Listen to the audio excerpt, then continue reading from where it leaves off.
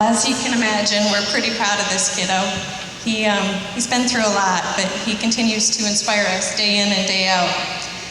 As Logan told you in the video, 6 years ago, Tim and I were in Mexico on a 5-day vacation. And when we got home, our nanny alerted us that something was wrong. He was drinking lots of water and going to the bathroom a lot, and started bedwetting. And I share that so that everyone knows that's a sign, because at age 7, that's a little surprising. I went upstairs to wake him and to take him to the bathroom so he wouldn't wet the bed that night. And I realized he'd shriveled up to nothing. His collarbone was sticking out, and I knew immediately something was wrong. I didn't want to scare him or his dad, but I called for him to come see how thin he had gotten.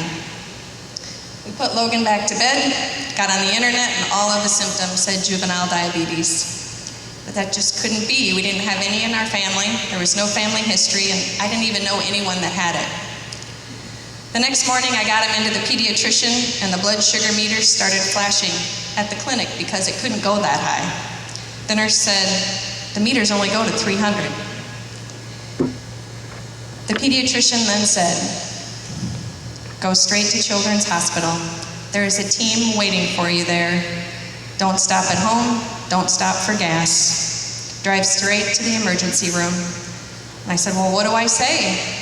She said, "Tell them your son is a diabetic and he is very ill." Probably the largest kick in the gut I have ever received. I started to cry a bit, but I tried to hold it together for Logan's sake. And he said, "Mom, why are you so sad?" I said, "Oh, it just makes me sad that you're not feeling well." When we got to the hospital, he was frail and lethargic. I carried his pale, little limp body into the ER like he was a toddler. We then learned he was in a life-threatening situation called ketoacidosis. He was within hours of a diabetic coma, with blood sugars over 700 and urine measuring over 1,000. We were lucky. We got there just in time. A few hours later, they had him stabilized, and my husband said, "Thank you for helping Logan. Can you do something with my wife?" She says she has to throw up, but she can't breathe. Apparently the ER sees anxiety attacks often. I didn't even know they existed. Over the next week, we learned how to count carbohydrates before every meal and snack, how to deliver insulin with needles. Giving that first insulin shot is probably the most unnatural thing I've ever had to do as a mother. He knew it was important, and he made it easy on me.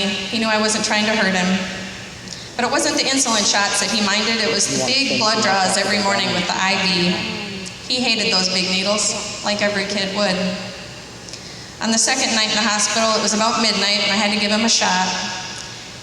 I'll never forget it. He looked up at me and said, "Mom, am I gonna have diabetes forever?" It was a daunting moment, but I knew I had to be honest. And I said yes. And he said, "Ah, rats." I think he was trying to make me feel better. It was at Children's Hospital where the nurses and doctors prepared for us our new normal and our lifetime of responsibility. It was like we hooked him back up by the umbilical cord for me. We checked him every night at midnight and 3 a.m. for 3 years, and still to this day I automatically wake up at 3 a.m. and decide, well, I'm up, I might as well check him and see where he's at. Strangely enough, his dog would alert us on occasion. Sometimes, or somehow, he could tell when Logan was either really high or strangely low. They say your breath smells kind of fruity, and he figured that out over time. And if the 3 o'clock train went by and I hadn't been in to check him, he would let out a little yelp to remind me to get up and check him. Tucker passed away a year ago, but we know he's still looking over us. Logan checks his blood sugar 10 times a day. It's a moving target.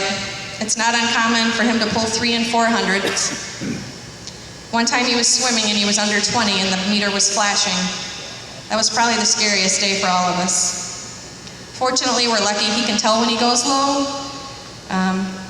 The brain needs sugar, and the first thing that you lose is coherency when you go low, so we were lucky that he was able to alert us. He continues to amaze us with his strength and perseverance and advocacy for the cure. He inspires us every day to keep fighting the good fight.